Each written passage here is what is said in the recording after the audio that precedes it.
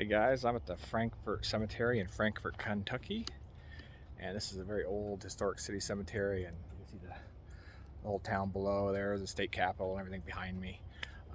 So a very prominent spot here in the city, above the city, on the bluffs here. Again, there's the state capitol over there. So this very historic cemetery, lots of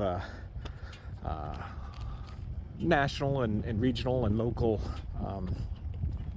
folks are buried here that are well known. But I'm coming up to one grave in particular, and that is the grave of Daniel Boone. And his grave is very well marked, easy to find here in the cemetery. So Daniel Boone, I'll tell you a little bit about him as we walk down there. He was born in 1734 in Berks County, Pennsylvania, and he died in 1820 at the age of 85 in Defiance, Missouri. And like I said, then he's buried here, maybe, in the Frankfort Cemetery. And I'll talk a little bit about that here toward the end here. Okay. So he was a frontiersman, American pioneer. Like I said, born in Pennsylvania.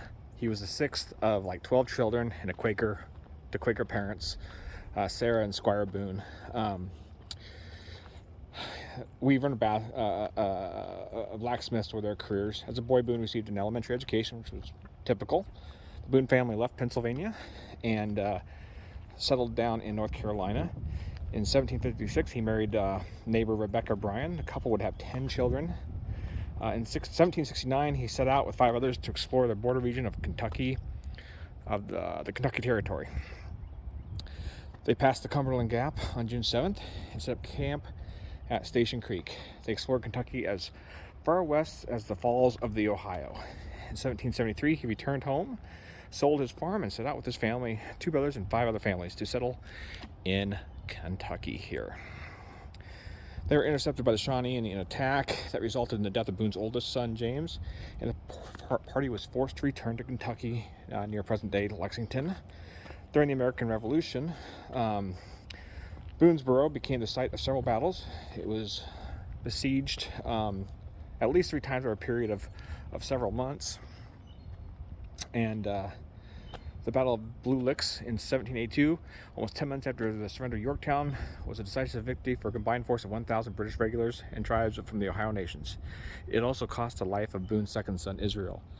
His story was included in the book The Discovery, the Settlement, and the Present State of Kentucke, published in 1784 by John Filson. In an effort to lure settlers to Kentucky, that's why the book was published, what beautiful land it was and everything. Boone lost all of his property due to lack of clear title when it started settling out here. And he settled on Osage Creek in St. Charles, Missouri. He was appointed commander of the Osage District. There we go. Hope I zoom out here a little bit so you can see everything. There we go. And then he was, so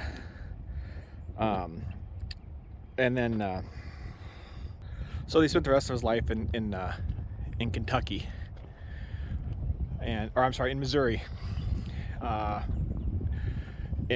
1799 until his death, and then in a really unusual circumstance. I mean, he died in Missouri, and in a controversial move in 1854. The remains of Boone and his wife were relocated from Missouri to Kentucky. This is some controversy, really, because some say that Daniel and Rebecca's remains still are in Missouri and that the wrong bodies were moved here to Kentucky. Others have demanded to return the bodies to Missouri. 7 counties, a national forest, numerous towns and schools across the United States are named after him. In 1968, the U.S. Post Office issued a 6-cent stamp in the American Folklore Series depicting him. And like I said, his life, his character, his name has been used throughout numerous movies and TV shows. Just kind of that frontiersman attitude.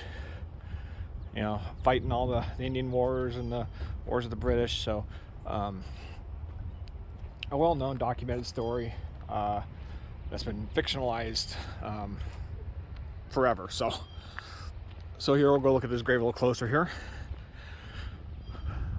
You can see all the depictions here on the tombstone from his life, exploring, wandering as a frontiersman. There we go, zoom in there so you can see it a little bit better here.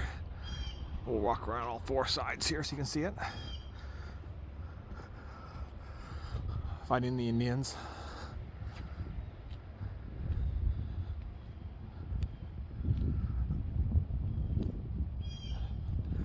And his wife, Rebecca.